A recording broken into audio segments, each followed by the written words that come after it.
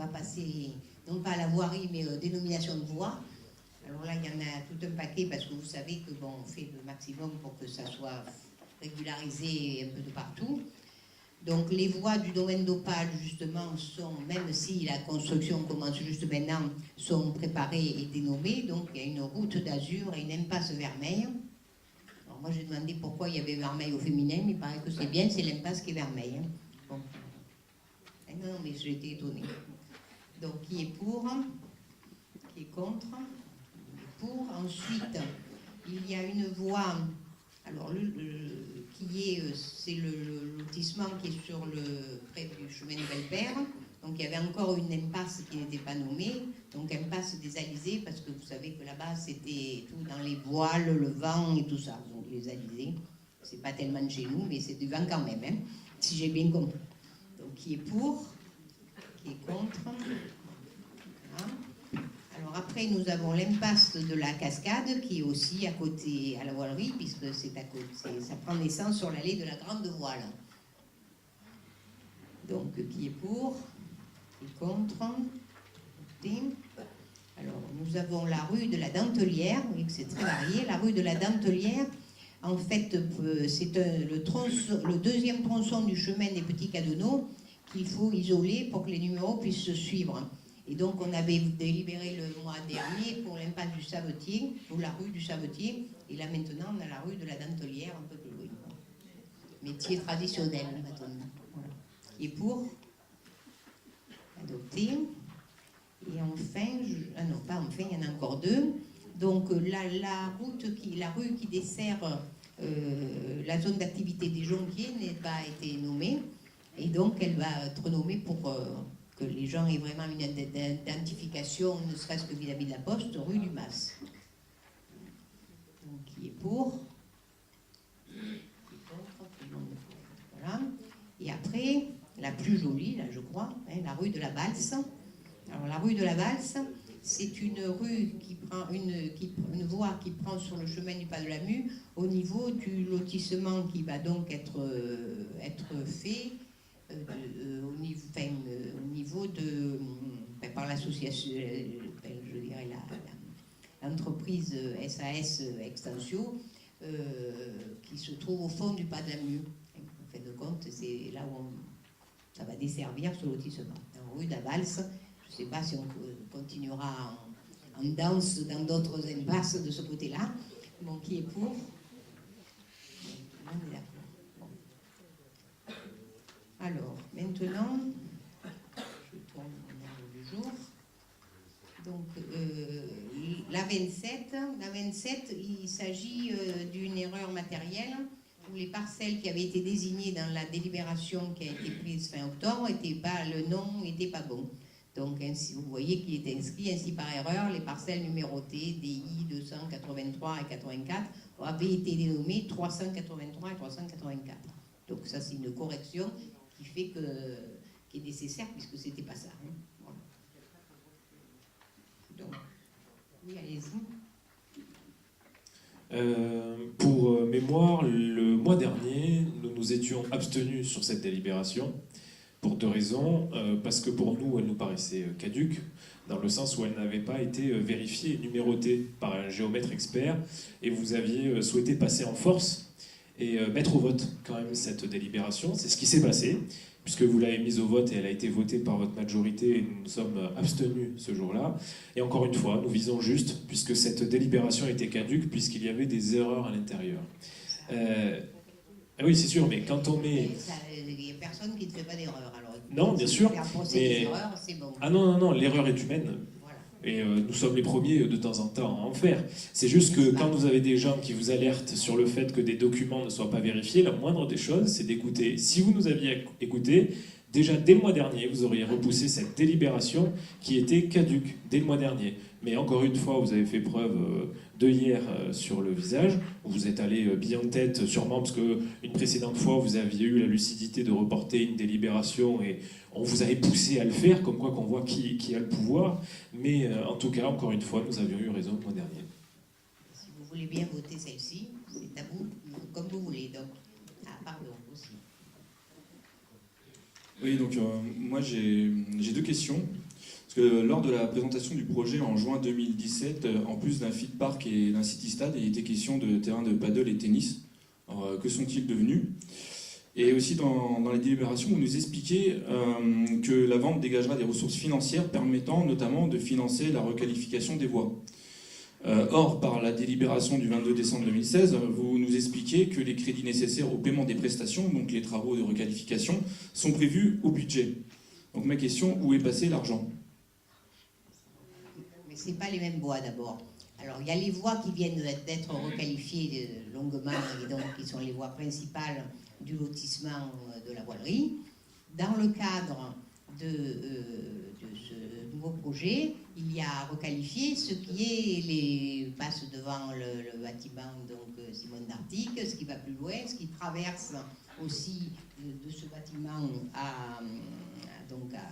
jusqu'à l'école, quasiment, qui aujourd'hui sont des chemins, et c'est ça la requalification des voies futures. C'est la deuxième phase. Et voilà, c'est une autre phase déconnectée. Après, tout ce qui est équipement sportif dont vous nous parlez, ils ne sont pas perdus du tout. Ils seront faits en leur temps, quand on fera justement la qualification de voies, ils vont autour. C'est pas perdu. Ce que je demandais, comme ils n'étaient pas dans la délibération. Mais ce n'est pas l'objet de la délibération. Ça n'empêche pas que le projet reste là. Et en fait, il y avait deux projets, pour être bien clair, les trottoirs et voies de la voilerie existante, l'ensemble des bâtiments existants, et puis ce projet qui comporte les logements qui seront développés, les voies que l'on vient de citer qui compléteront le système de voirie du lieu, et puis les équipements sportifs qui sont... Merci. Bon, qui est pour? Qui est contre?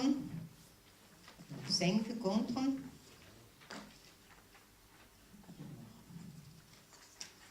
La 28, il s'agit de la désaffectation et du déclassement du domaine public communal d'une parcelle qui s'appelle AV 693.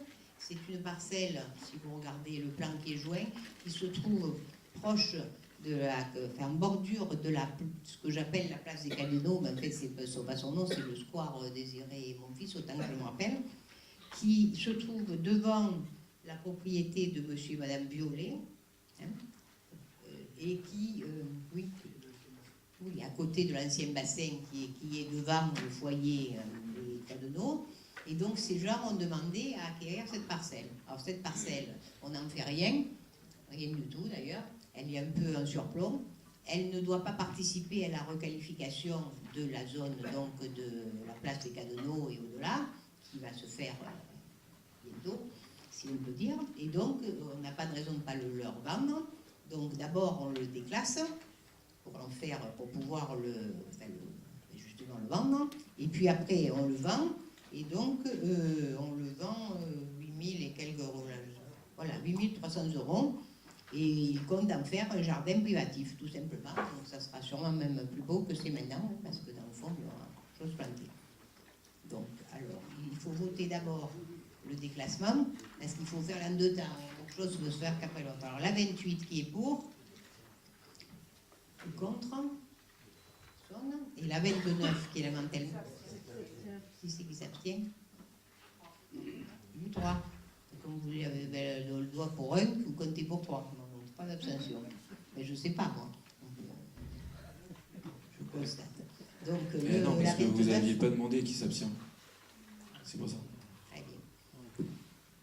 Alors, la 29 qui est pour, qui est contre, qui s'abstient.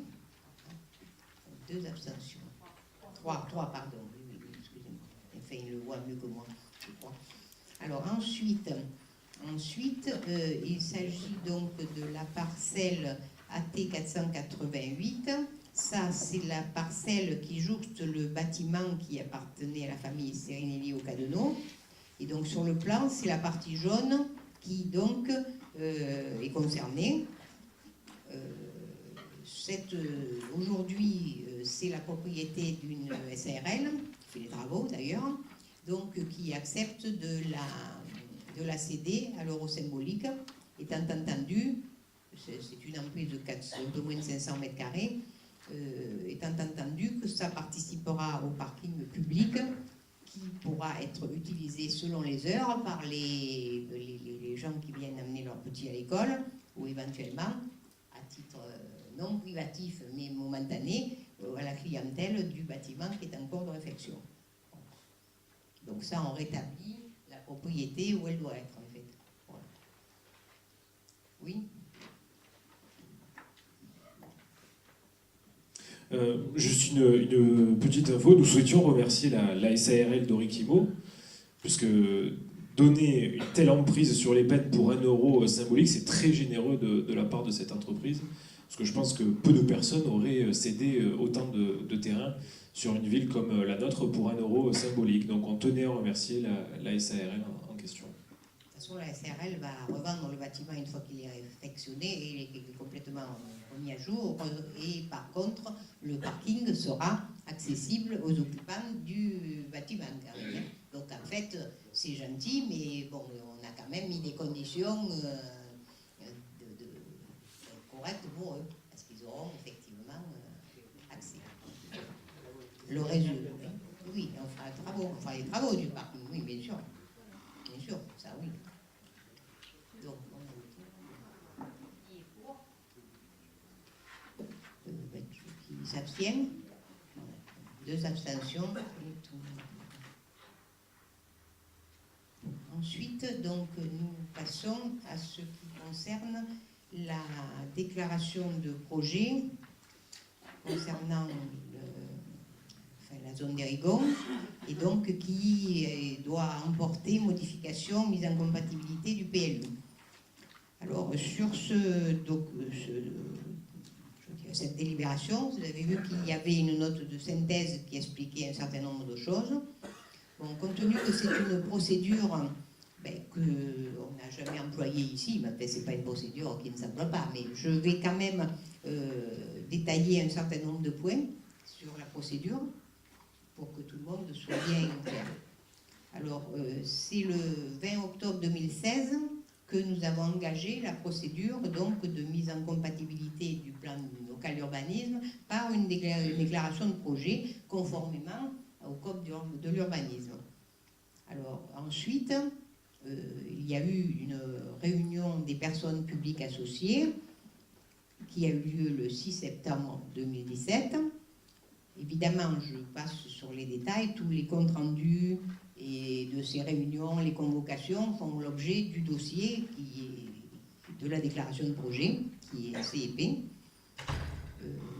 L'autorité environnementale a été aussi saisie et on a pu être dispensé, dans notre cas, parce que c'est ce qu'ils appellent l'examen au cas par cas, de l'étude de l'évaluation environnementale. Et donc, on a eu cet avis le 17 juillet 2017. Ensuite, compte tenu que dans le périmètre donc, du secteur d'Érigon, il y a lieu de vérifier les périmètres de protection de la retenue d'eau du Réaltor, l'autorité environnementale a saisi l'Agence régionale de santé, qui elle-même a désigné un hydrogéologue qui a fait son travail et remis son rapport le 20 octobre 2017 en émettant un avis favorable au projet. Ce qui a découlé que l'ARS, l'Agence régionale de santé, a donné un avis favorable elle-même à l'ensemble du projet. Bon, c'est un projet qui était soumis, bien sûr, une démarche qui est soumise à enquête publique.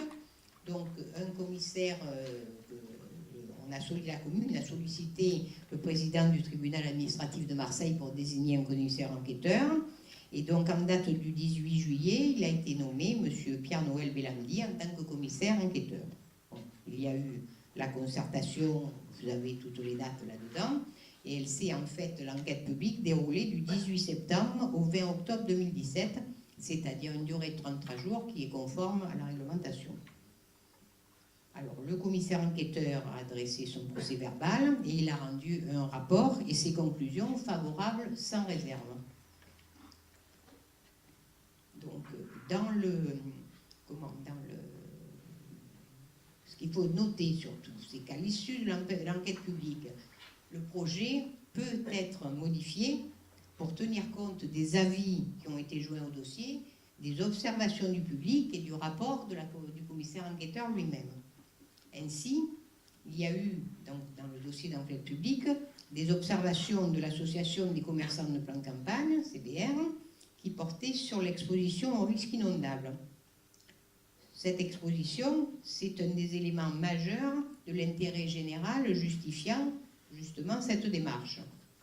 Et donc, la modification du dossier a été faite pour effectivement expliciter ce point très important.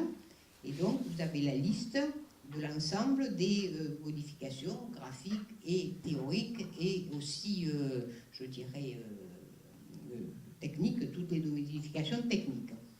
Donc ça a été donc produit. Alors, le dernier point réglementaire est que le 30 novembre, nous avons approuvé la révision allégée numéro 1 du PLU. Donc, c'est celle qui sert de base à la mise en compatibilité elle est la dernière version donc, du PLU en cours, et donc c'est elle qui est considérée comme modifiable par la déclaration de projet. Bon, je vous rassure, le projet n'a rien à voir en lieu et place avec ce qui était dans la révision allégée, c'est-à-dire que là, c'est une remarque procédure, parce qu'en fait, on ne modifie pas deux fois le même endroit, et puis on écrase le précédent. Donc, voilà. Donc, quelque chose aussi important, alors dans la note de synthèse, vous avez la description, un résumé de la description de quel est le projet. Le projet, c'est démolition d'un certain nombre de bâtiments, dont un bâtiment balnéo existant, le bâtiment B. Ensuite, construction d'un nouvel ensemble qui accueillera des bureaux et activités tertiaires, de l'espace de services publics et d'intérêt collectif et des surfaces liées au commerce, aux loisirs, à la restauration, etc. Bon. Alors, ensuite, ce que je voudrais préciser, c'est certains points de l'intérêt général avant que nous votions justement sur cela. Alors, ce projet, c'est la requalification d'un secteur, du secteur ouest de plan de campagne, par un concept commercial, certes, mais aussi social et ludique, et qui crée un nouvel espace de vie au niveau métropolitain, pour tout dire. Donc, ensuite, c'est un projet qui va créer plus de 400 emplois. C'est aussi un projet, comme je viens de le dire, qui réduit l'exposition de la zone au risque d'inondation, puisque non seulement il ne l'aggrave pas, c'est-à-dire qu'il récupère et traite ses eaux, les eaux qu'il peut, je dirais, laisser couler ou autres, mais il améliore la situation dans toute la zone périphérique au projet, qui actuellement subit des problèmes d'inondation quand il pleut un peu trop, en particulier. Donc c'est une amélioration notable qui, évidemment, est de l'intérêt de l'ensemble de la zone. Bon, c'est vrai qu'il prévoit des circulations douces. C'est vrai aussi que bon, c'est un projet architectural assez innovant et qui a donc un impact sur l'attractivité de la zone. Et il y a aussi une volonté du porteur de projet de soutenir le commerce local à travers des associations de commerçants, mais aussi l'artisanat et tout ce qui est à haute valeur ajoutée. Donc ça, c'est un résumé de ce que vous avez dû lire dans la note de synthèse. Donc voilà. Un point encore, c'est que le porteur de projet s'engage à ajuster son calendrier de réalisation, dans la réalisation de son projet, en fonction du calendrier effectif de la mise en œuvre de la réalisation des équipements nécessaires au projet et au profit aussi de le reste de la zone, et en particulier le doublement du pont d'Érigon, et puis le réaménagement du chemin des Penopins qui nous longe, mais qui est emprunté effectivement par tous ceux qui sont aussi plus loin.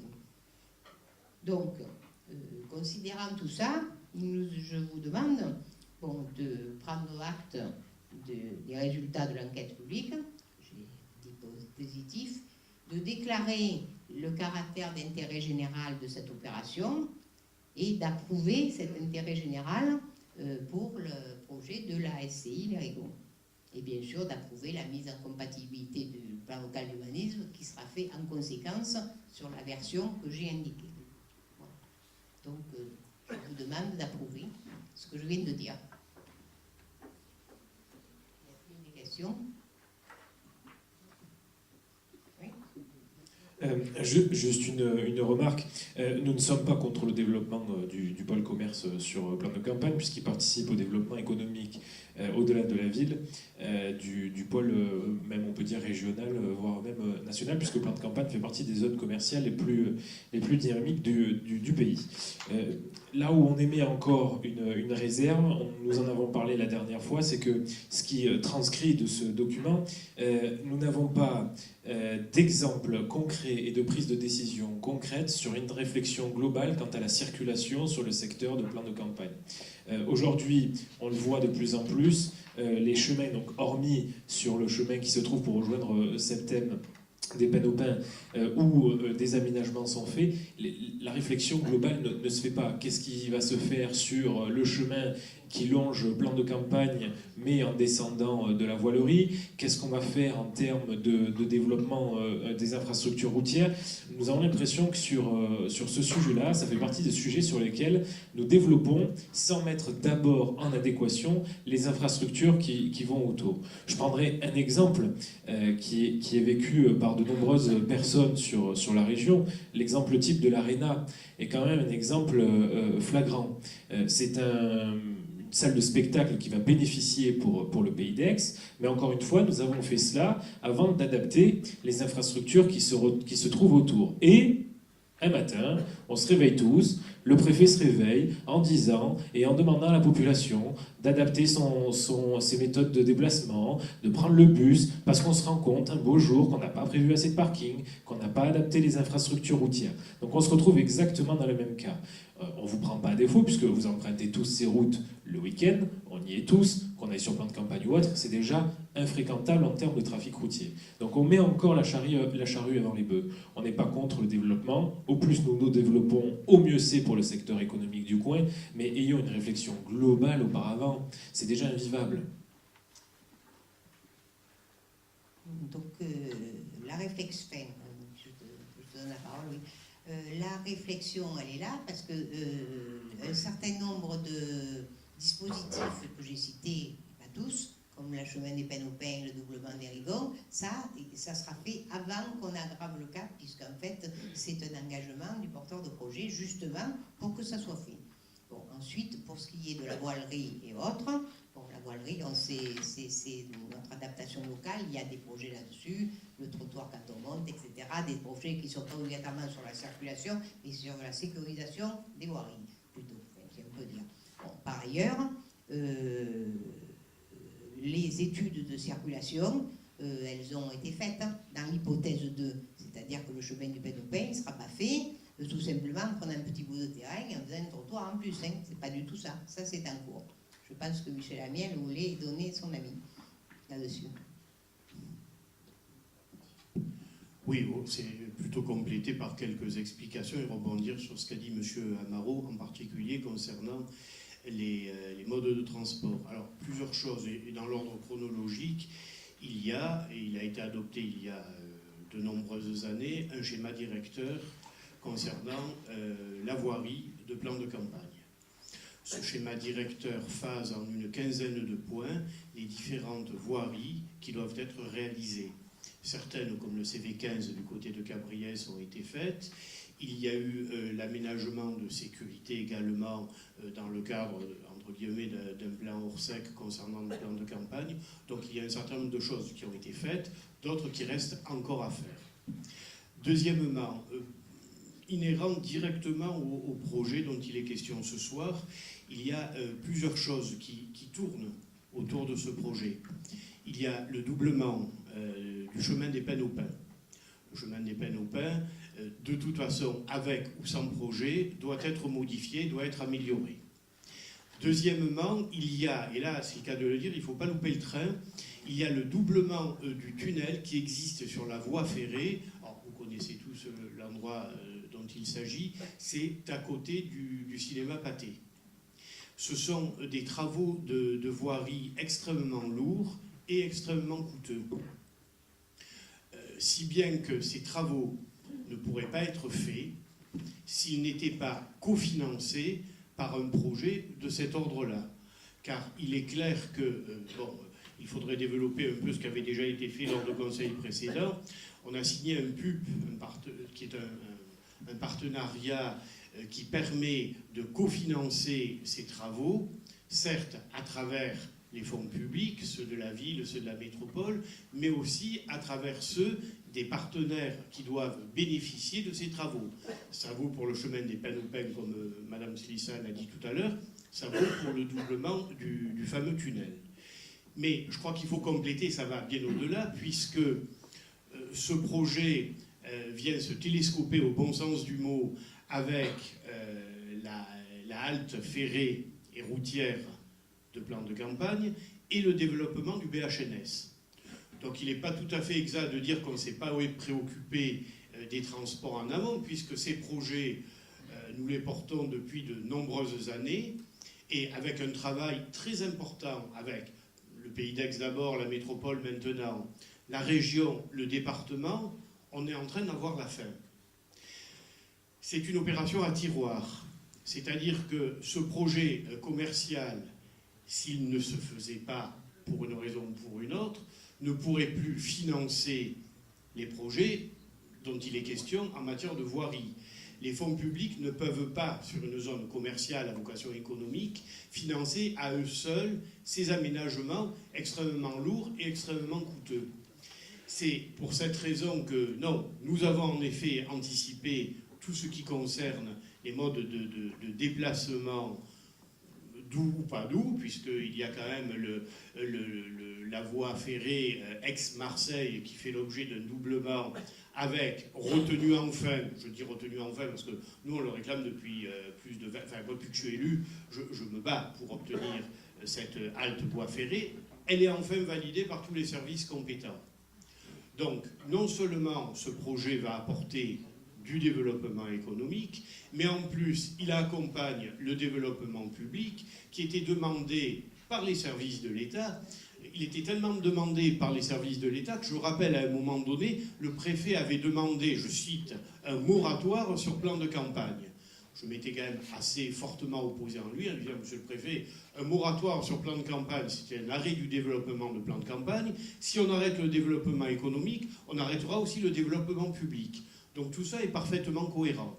Non, donc, je veux dire, tout ce qui est déplacement sur plan de campagne, par voie ferrée, par BHNS, par voie routière, sont prévus.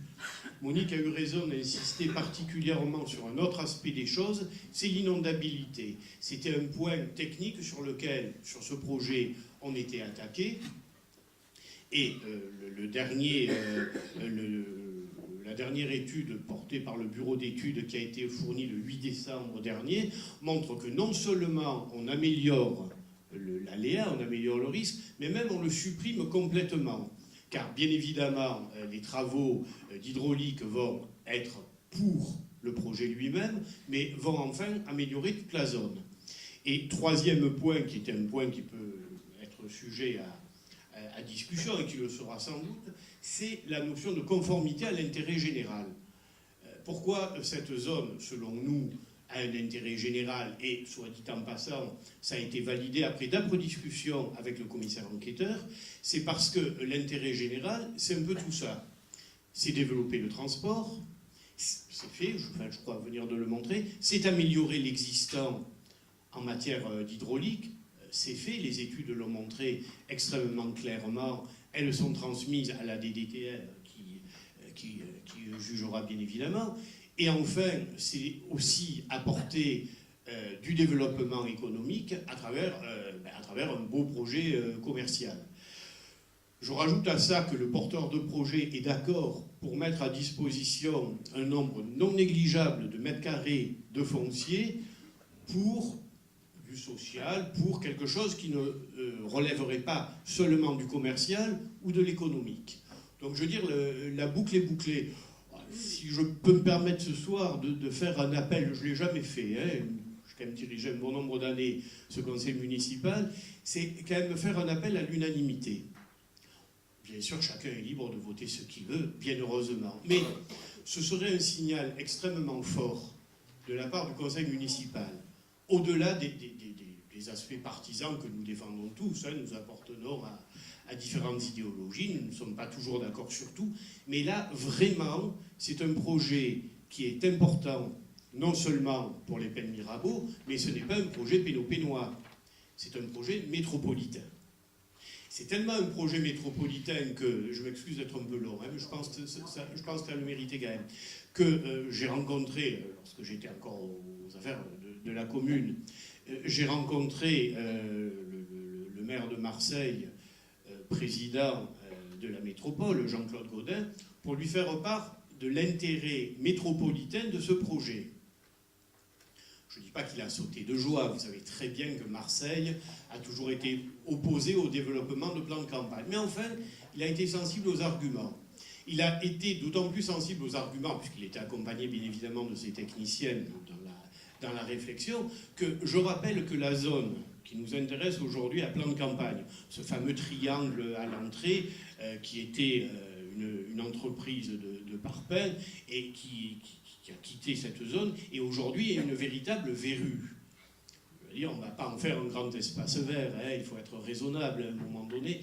Je veux dire, c'est un espace qui a naturellement vocation à se développer sur un plan économique.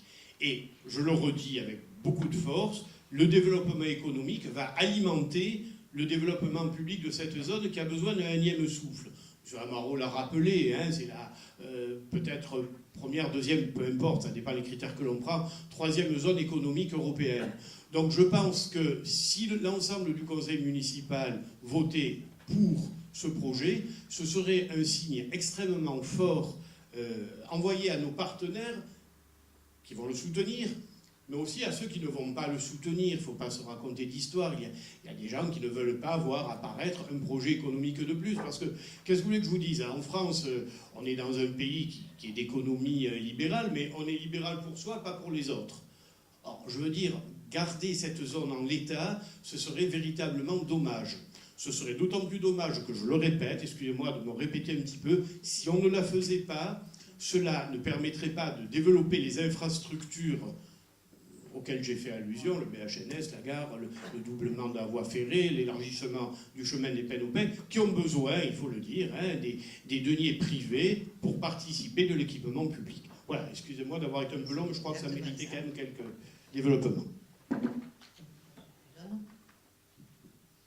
Oui, je voulais juste rebondir sur deux choses. Déjà, le BHNS, je pense pas que les gens vont prendre... Déjà, il est vide. Quand on passe régulièrement, il est vide. Mais je pense pas que les gens ils aillent faire leurs courses en BHNS parce qu'ils n'ont pas envie de porter leur barda sur eux ou acheter une télé ou je ne sais quoi en BHNS. Donc, déjà, ça, je pense pas que ça fasse avancer les choses. Et de surcroît, ce projet de gare, il y a une gare juste à côté, à Septem, qui a à peine plus de 2 km, qui est une gare qui est vide. Elle est complètement vide. Moi, j'ai passé plusieurs matinées dans cette gare. Il y a très peu de passagers dans les trains. Il y a très peu de personnes dans les trains parce qu'il y a des problèmes d'insécurité. Et pour faire cette gare, avant, il faut déjà résoudre les problèmes d'insécurité parce que quand les trains vont sur Marseille, les gens ne veulent pas prendre le train. Voilà. Donc c'est un énorme problème et c'est d'ailleurs pour ça qu'on avait voté parce que déjà il y a une gare à côté et en plus il y a ces problèmes d'insécurité qui ne seront pas réglés. Donc c'est pour ça qu'on avait voté contre cette gare et on trouve même d'ailleurs farfelu de faire une gare à côté d'une gare. Et donc voilà, c'est pour ça que... Si, puisque Madame le maire, je peux reprendre la parole. Je ne suis pas complètement en désaccord avec vous, je vais peut-être vous surprendre. Pour ce qui est de l'insécurité des gares de Marseille-Nord, je partage complètement ce point de vue et je l'ai dénoncé en son temps. Pour un certain nombre de raisons sur lesquelles je ne vais pas m'étendre, on a décidé de faire Sainte-Marthe, la Busserine, etc., etc. Bon. Je suis d'accord avec vous si la zone de plan de campagne ne correspondait pas à autre chose qu'un simple quartier. D'abord, je rappelle que la zone à elle-même représente 6 000 emplois, c'est-à-dire 6 000 personnes qui travaillent sur cette zone. Donc, bien évidemment, on ne va pas aller chez Conforama, acheter son canapé et revenir avec le canapé sur le dos en prenant le BHNS. C'est vraiment caricatural de dire ça. Le BHNS a un intérêt pour le déplacement dans le cadre d'un document qui existe et qui est bien connu des spécialistes, qui est le PDU, le plan de déplacement urbain. Et ça ne doit pas être si farfelu que ça, puisque le PDU à l'époque, hein, c'était avant la métropole, le PDU d'Aix-en-Provence, comme le PDU de Marseille, avait intégré cet arrêt voyageur. Et je préfère employer ce terme. Donc, 6 000 emplois. Mais il y a autre chose.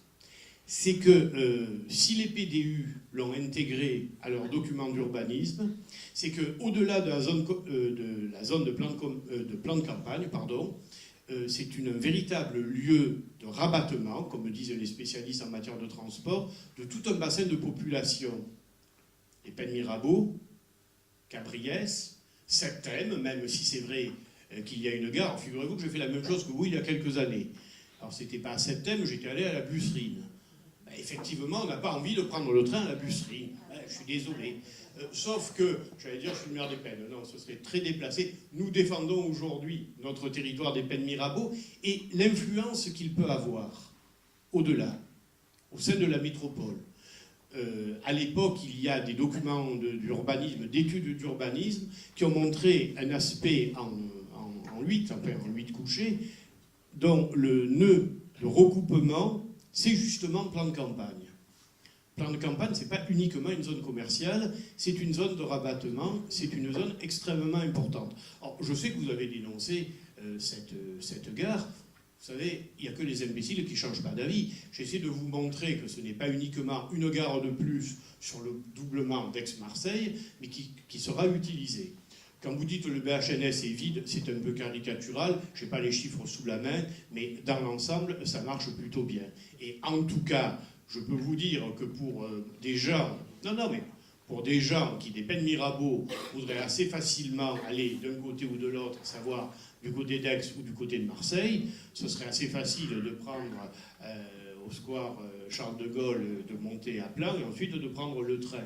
Les transports en commun aujourd'hui, c'est pas des TCSP, c'est pas le métro Paris, hein. Il ne faut pas se raconter des histoires. Ça, on ne le fera jamais pour un certain nombre de raisons. Il aurait fallu y penser bien plus tôt. Donc aujourd'hui, et là je rejoins M. Amaro, on est obligé de mettre en place des projets de transport qui, certes, sont des projets pas absolument idéaux, mais qui peuvent quand même apporter une nette amélioration. Voilà sur la question des transports. Mais au-delà de ça c'est les transports en externe. En interne, ce projet, je le répète, alimente le doublement du pont sous la voie ferrée et l'élargissement du chemin des Pennes au Pin, qui lui ne pourra... Alors, laissons tomber la gare si vous voulez, mais ces deux projets ne peuvent pas être faits si ce projet n'existe pas. Et ça, même les détracteurs du projet, parce qu'il y en aura pour des raisons commerciales, pour des raisons de concurrence, le savent parfaitement. C'est une chance très très importante pour la zone de plan de campagne et pour le développement bien au-delà des Pennes-Mirabeau. Juste pour rebondir, moi je pense qu'il y avait une autre solution. Vous avez le bus, le 50 déjà qui passe et qui s'arrête parfois au Leclerc et qui fait Aix-Marseille. Et on aurait pu plutôt faire une gare routière qui... Elle y est, monsieur. Là, vous ne connaissez pas bien le projet. Avec le 50 qui va passer. C'est un véritable pôle voie ferrée. Donc du coup, ça fait un... C'est-à-dire que les gens, je vous l'ai dit, les gens prendront le BHNS. Quoi. Mais vous avez déjà, vous savez, on est quand même dans le tout voiture aujourd'hui. Hein. Oui, non mais d'accord, mais alors ça va faire un doublon. Mais non, parce que si vous avez le bus, vous allez à plan de campagne. Si vous voulez aller à plan de campagne en voiture, parce que vous ne voulez pas prendre un transport en commun, et Dieu sait ce que la plupart des gens, aujourd'hui le font. Vous laissez la voiture là-bas et vous prenez ensuite le train, soit du côté d'Aix, soit du côté de Marseille. Non, c'est clair. Hein. Et de toute façon, si ça m'ennuie, je prends beaucoup mes tant pis. Hein. Je vous rappelle que ça n'a pas été abordé pour le moment, mais autour de tout ça, il y a un projet qu'on appelle un OAP, c'est-à-dire une zone d'aménagement très structurée, sur laquelle on propose, parce qu'il faut bien lui donner un contenu, des logements étudiants. des logements étudiants. Vous parliez tout à l'heure, dans le cas des logements sociaux, de logements étudiants. Oui, on propose des logements étudiants. Alors, je peux vraiment... Alors, évidemment, je défends ça... Si c'est du logement étudiant, on vous suivra. C'est ce qui est prévu, Je c'est absolument vous ce qui dis est la prévu. réalité maintenant. Absolument. Moi, vous me Si suivez plus, c'est je suis le plus cas, même. Je défends ça parce que je l'ai porté, puis sans prétention, je connais bien ce dossier. Mais vraiment, je le répète, c'est la première fois que je fais ça. Donc, je l'avais fait une fois en 99, je n'étais pas encore maire, pour l'histoire de la CPA.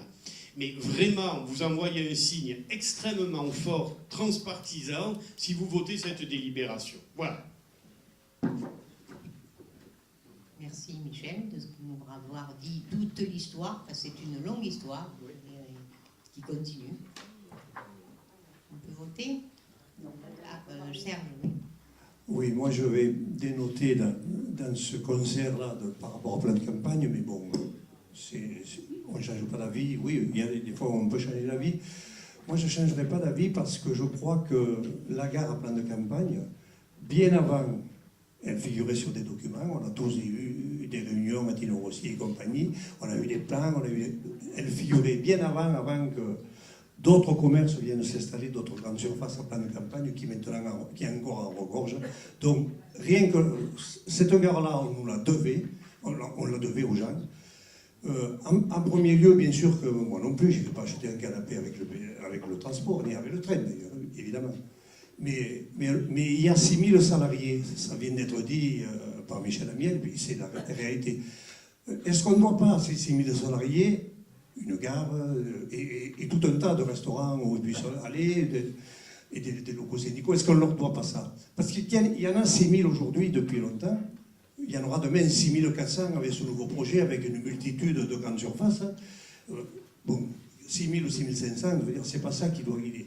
Moi, je crois que la gare, outre le fait des salariés, parce qu'on n'en parle jamais, mais moi, je sais que j'avais été longuement voir, et le matin, ils arrivent tous en voiture, et des fois, beaucoup plus loin que de la couronne marseillaise, pénoise, ou septémoise. Donc, cette gare, elle est largement justifiée depuis longtemps. Très largement, ça fait plus de 30 ans qu'on le demande, avec des liaisons normales entre Marseille, qui devraient être normales entre Marseille et Aix. Et pourquoi une gare et non pas une halte ferrée? Parce que l'autre fois, on s'était déjà pris.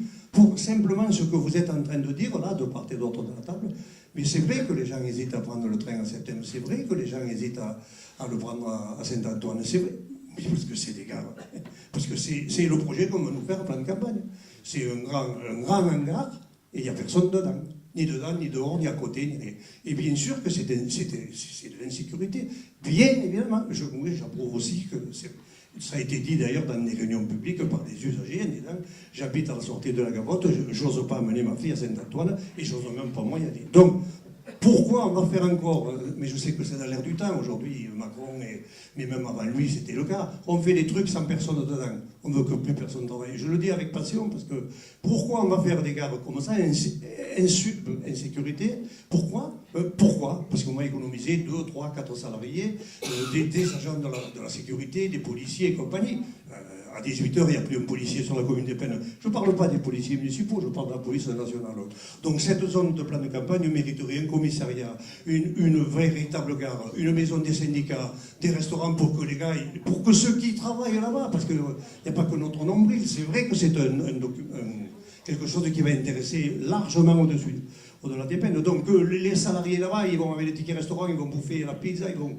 Bon, je le dis avec passion, mais ça, et j'en conclus là, moi je trouve, et je pense que la population, je pense aussi, il y a largement, mais très largement assez de concurrence, de zones, et tout. Sur plan de campagne, il y a de tout. Il y a de tout et ça regorge. Et on va en assurer d'autres. Voilà. Moi, j'y verrais bien un espace vert, j'y verrais bien un poste de secours, j'y verrais bien un bureau de poste, parce qu'il n'y en a pas alentour, des bureaux de poste, il n'y en a pas du tout. J'y verrais bien plein de services publics, et je termine là. Voilà. Donc, je ne voterai pas cette délibération, même si ça dénote, je ne voterai pas parce qu'il n'y a pas besoin de chatouiller des grandes surfaces, à ces milliers de grandes surfaces que j'appelle moi le royaume de la carte bleue.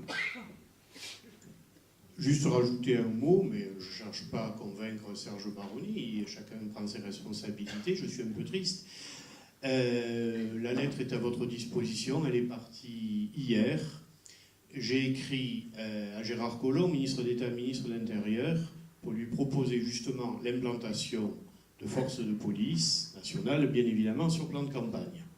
Je ne l'ai pas fait comme ça en me levant un beau matin. C'est simplement le fait que le porteur du projet est d'accord, puisque je vous ai parlé tout à l'heure de mètres carrés de foncier mis à disposition, est d'accord pour mettre à disposition ce projet. Alors Serge, je me permets de te dire une chose, tu vis dans un monde idéal que je partage.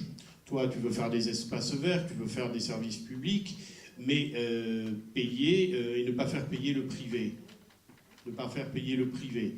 Alors, tu restes sur des postures qui sont, je suis désolé de le dire, on peut discuter quand même, extrêmement dogmatiques et complètement dépassées. Voilà, je le dis comme je le ressens. Plan de campagne aujourd'hui, c'est effectivement une zone économique, c'est le temple de la consommation, c'est tout ce que tu veux. Aujourd'hui, c'est une réalité. C'est une réalité. On a peut-être fait par le passé des erreurs en développant des zones commerciales en périphérie de ville.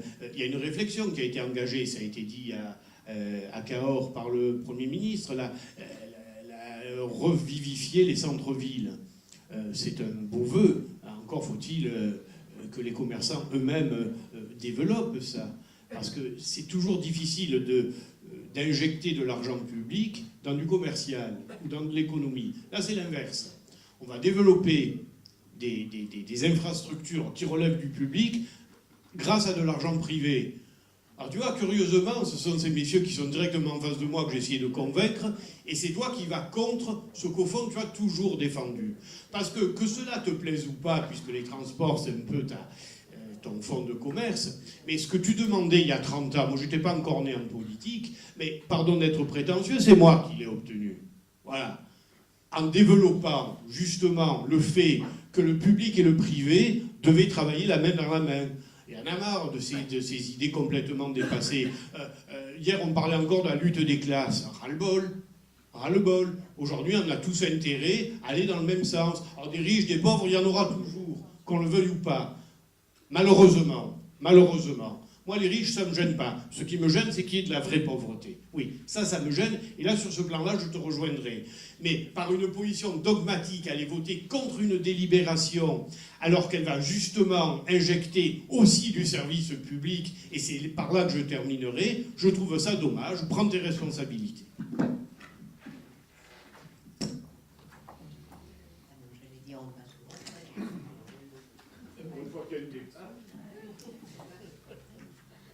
Sans revenir effectivement sur le sujet de la gare, puisqu'on partage totalement le point de vue, surtout que la mise en place de logements étudiants est évoquée déjà depuis un long moment.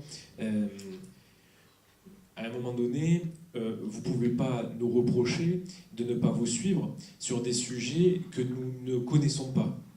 Ce soir, vous annoncez la mise en place de projets sociaux comme un commissariat de plein exercice en plein cœur de plan de campagne, qui est très positif pour le secteur et que toute la population attend. Donc, oui, mais de ce que j'ai entendu ce soir, c'est qu'en tout cas, il y a une réflexion autour du fait que dans ce projet-là, quelque chose soit fait. Mais ce qu'il faut comprendre, c'est que vous ne pouvez pas ensuite reprocher aux élus de ne pas vous suivre sur des sujets si nous ne les maîtrisons pas, parce que nous n'en avons pas les informations. Sur des sujets comme cela, n'hésitez pas à communiquer, n'hésitez pas à travailler de manière collective, puisque ce sont des sujets qui vont au-delà des partis, des convictions. Je pense que peu importe qu'on soit à gauche, à l'extrême droite, à la droite ou au centre, aujourd'hui, tout le monde attend un commissariat de plein exercice. Tout le monde attend à ce que les gens puissent se déplacer simplement au sein de la zone de plan de campagne. Donc c'est juste ni plus ni moins que de partager collectivement des sujets comme cela, c'est tout. L'histoire du commissariat, d'abord, loin de moi l'idée qu'on allait l'avoir, j'ai pas dit ça, j'ai simplement dit que j'ai saisi. Et l'idée est partie de 2 points. Lorsque j'ai entendu l'autre matin, ça fait quelques semaines de ça, le maire de Septem qui réagissait sur l'enlèvement de forces de police qu'il avait pourtant défendu il y a 2 ans. Rappelle-toi, Serge, on avait eu cette petite polémique entre nous. J'avais dit, attention, à Septem, ils prennent des forces de police qu'ils croient pérenniser, ça ne se passera pas comme ça. Malheureusement, je ne me trompais pas. En revanche, je me suis battu avec le préfet de police précédent qui était donc Laurent Nunez, pour que la réorganisation qui était prévue, qui touchait à l'eau, qui touchait Marignane, qui touchait Vitrolles, et donc forcément les peines Mirabeau, ne pénalise pas les peines Mirabeau. Nunez était allé dans mon sens, aux grandes dames d'ailleurs, du directeur départemental de la sécurité publique, bon, qui lui était chargé de l'organisation. On se bat pour ça. Aujourd'hui, développer l'idée de force de police sur plan de campagne, c'est bien évidemment pas un commissariat pour plan de campagne, mais ça relève de ce que je disais tout à l'heure. C'est Septem, c'est Cabriès, c'est les peines Mirabeau, sous l'autorité de Vitrolles aujourd'hui. Mais si c'était de plein exercice, ce serait de plein exercice. Pour ce qui est de la communication, on communique jamais assez, et là vous avez raison. Mais le schéma directeur des routes, le problème, c'est qu'il a été voté, c'est même pas lors du mandat d'avant, c'est encore celui d'avant, vous n'y étiez pas. Mais c'est un document qui existe, je me rappelle avec les couleurs et une quinzaine de points, je disais tout à l'heure, c'est une réalité. Après, c'est toujours pareil, les documents d'urbanisme, tels qu'on a pu les développer avec le doublement du tunnel sous la voie ferrée ou l'élargissement du chemin des Pennes-au-Pin, c'est à l'urbanisme que ça se passe, c'est consultable. Enfin, je veux dire, ce que l'on dit aujourd'hui, c'est extrêmement clair. Voilà ce qu'il est question de faire. Alors après, on peut ne pas être d'accord si on ne veut pas que plan de campagne se développe ou que plan de campagne meure. Parce que, Serge, je me retourne à nouveau vers toi, si plan de campagne ne prend pas ce nouveau souffle, tu te retrouveras avec des gens qui se retrouveront au chômage. Aujourd'hui, le vrai problème de la société, il y en a 2. 3. Je ne les mets pas dans l'ordre, tels qu'ils me viennent. Chômage, insécurité, santé. Parce que la santé est en train de devenir un vrai problème de politique générale pour des raisons sur lesquelles je ne vais pas m'étendre. C'est trop facile de dire « Ah mais non, c'est le temple de la consommation ». 6000 personnes travaillent à plan de campagne, Serge. Non, mais oui. Mais il leur faut une gare, il leur faut tous ces services, il n'y a pas besoin d'en avoir 6500. C'est ce que je suis en train de... tu la payeras comment tu payes ces infrastructures? Normalement.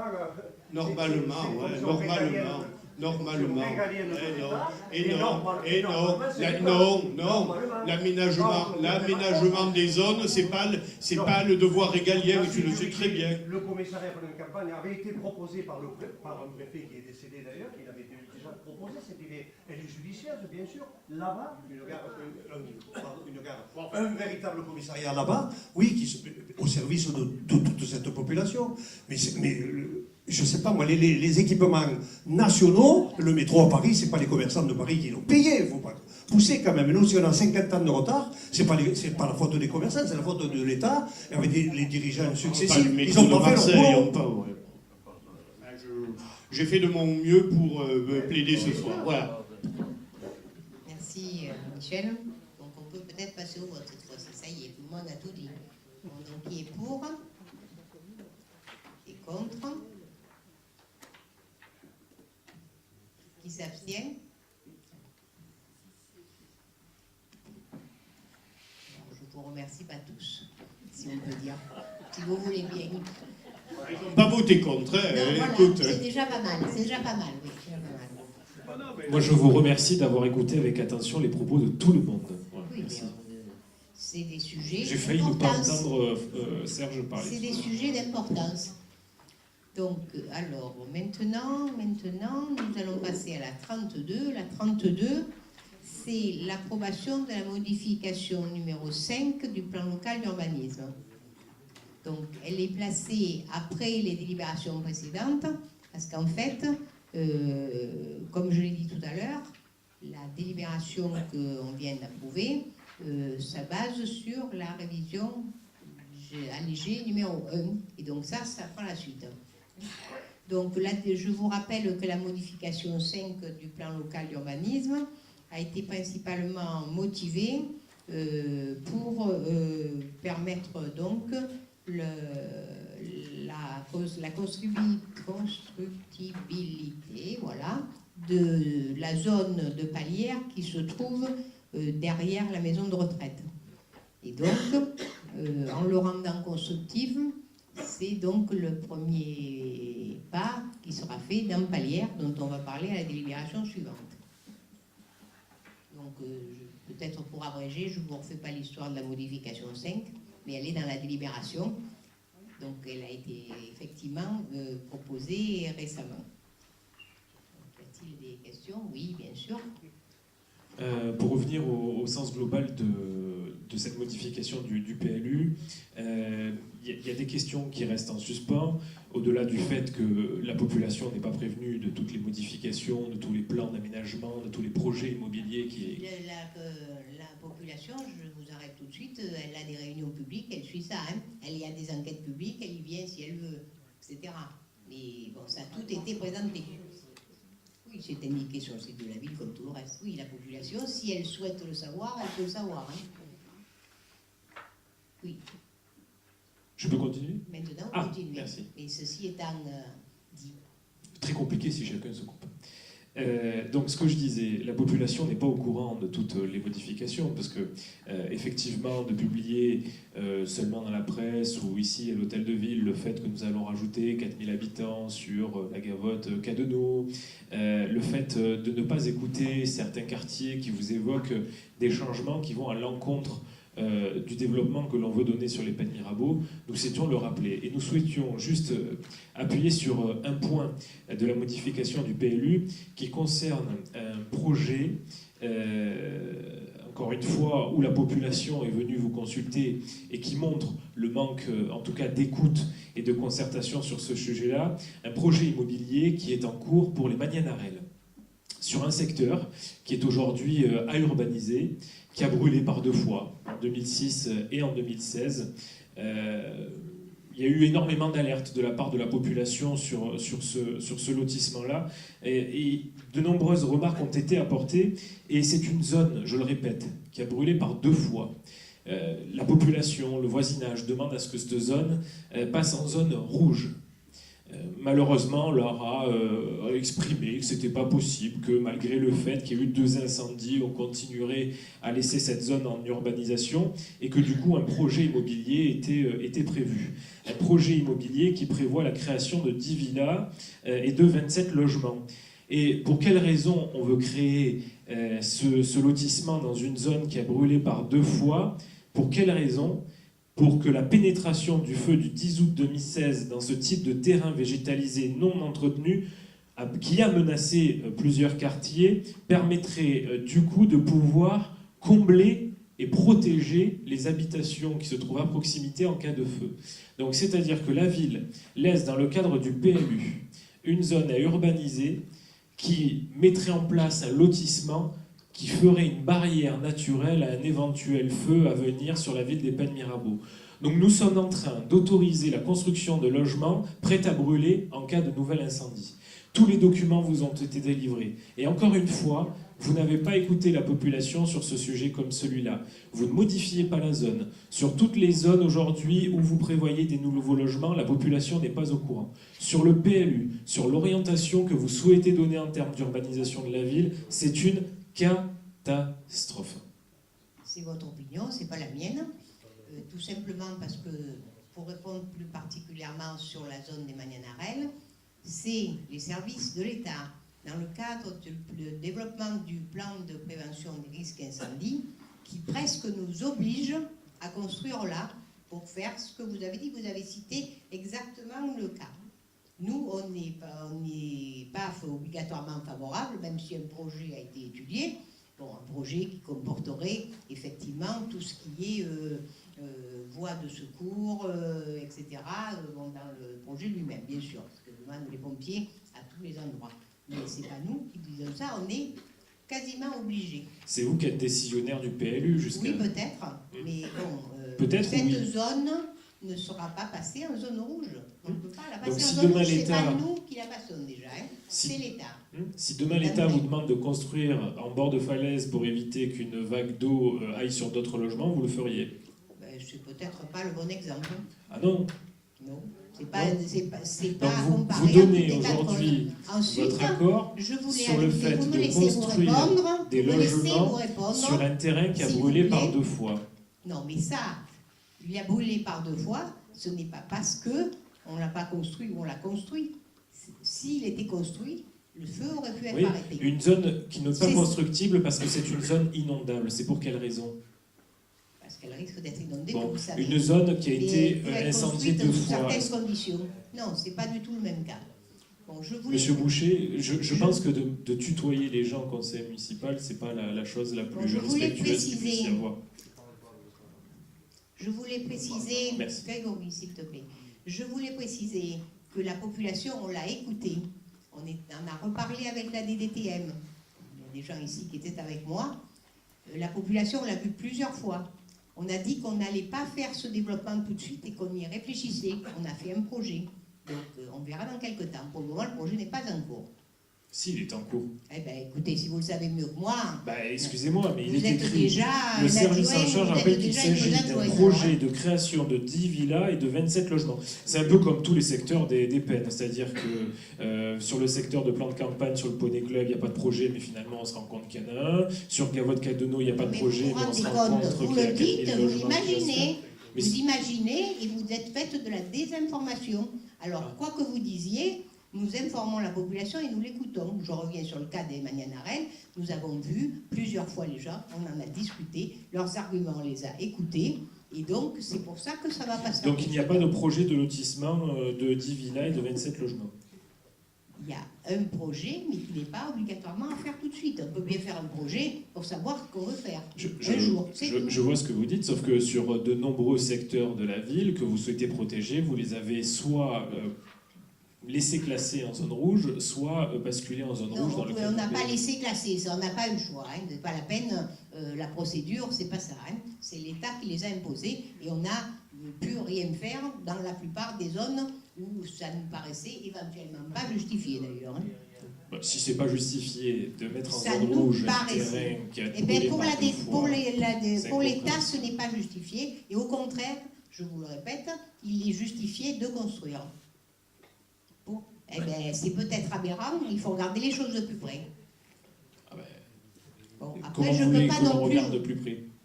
Ben, il suffit de regarder et puis de Comment? venir voir. Parce que j'allais dire, les services ne sont pas fermés, on ne vous voit jamais à l'urbanisme. Hein. Je ne vous entends qu'au conseil municipal. Ah, je suis jamais dans la dernière commission urbanisme, je n'y étais pas, la Oui, la précédente non dernière, plus. oui, la précédente, La précédente non La plus. précédente non plus. La précédente non, la dernière. oui. Écoutez, à chaque commission urbanisme, ces mais dernières vous, étaient présentes. On ne va pas. Bon. Alors, donc, pas d'autres questions? Bon, qui est pour? Qui est contre? 2. Qui s'abstient? 3. Donc ça, c'était 31. Voilà. 32, pardon. Alors, 33, ben, on va dans une autre zone de la commune, donc dans la zone de Palière. Et comme c'était prévu, nous avons à l'approbation du conseil municipal le dossier de réalisation de la ZAC de Palière 2. Alors, Palière 2, c'est un long chemin et on arrive à un point qui nous approche donc de la réalisation, comme son nom l'indique. On a donc fait les concertations qui vont bien et qui sont exigibles, qui sont citées dans la délibération. On a tiré les bilans de la concertation. Le bilan a été approuvé. On a créé la ZAC. On a fait le dossier donc, de création de la ZAC. Et puis ensuite, sur la base de ce dossier de création que nous avons approuvé, la commune a lancé un concours d'urbanisme destiné à définir le projet d'aménagement détaillé, prêt à être réalisé, et à mettre au point donc ce dossier de réalisation dont on parle ce soir. Vous avez dû voir dans la délibération que le lauréat du concours d'urbanisme était mené par la société CFL, dont on a eu qu'à se louer dans l'efficacité et de l'efficacité dans les propositions. Et donc, le dossier a été donc constitué. Il comprend le projet de programme des équipements publics à réaliser dans la zone, services publics de proximité, crèches, écoles, équipements sportifs, tel qu'il était prévu que ça soit fait. Le projet de programme global des constructions à réaliser dans l'ensemble de la zone de la ZAC, pour tout dire, et les modalités prévisionnelles de financement d'opérations échelonnées en temps. Bon, le contenu de l'étude d'impact qui concerne tous les éléments. Il y a donc un chapitre là-dessus. Et il y a eu donc modification pour l'étude d'impact de tout ce qui n'était pas connu au moment du dossier de création. Donc il y a une mise à jour. Et donc, on vous propose donc d'approuver ce dossier pour passer à la phase suivante qui sera le début de la réalisation. Des questions? Ça ne vous inspire pas, Palia, c'est ça? Ben, écoutez, pourtant c'est aussi un projet d'une certaine importance. Si, effectivement, c'est très très important. À la dernière commission urbanisme, nous avions échangé sur le sujet. Le seul point sur lequel nous avions questionné, parce que pour l'instant nous n'avons pas de remarques particulières, hormis sur les infrastructures où il va falloir vraiment réfléchir à cette mise en place de ces nouveaux feux rouges depuis quelques mois qui sont catastrophiques pour la circulation. Ça, malheureusement, ne va pas gêner, donc il faut réfléchir à ce qui a été fait. C'est pas la bonne solution non, ça, qui a été mise. Si vous voulez, je vous en parle après. Les feux rouges ne sont pas dans ce sujet-là. Hein. Mais je peux vous dire qu'on va prendre en main la régulation des feux rouges, tester les meilleures façons de faire dès le début de l'année prochaine. C'est votre question. Eh bien, écoutez, c'est bien. Si vous taisez, on va voter alors. Écoutez. Monsieur Baroni parlait tout à l'heure, vous avez écouté, Monsieur Amiel, on l'a tous écouté, Monsieur Baroni parlait, vous n'avez pas arrêté de parler, vous nous coupez, enfin, c'est irrespectueux, au plus haut point. Je ne ferai pas de remarques complémentaires et je passe au vote. Qui est pour? Qui est contre? Qui s'abstient? 5 abstentions. Là, je peux faire une remarque. Je vois que vous êtes toujours pas tellement partisan du développement de la ville, de ses nécessités.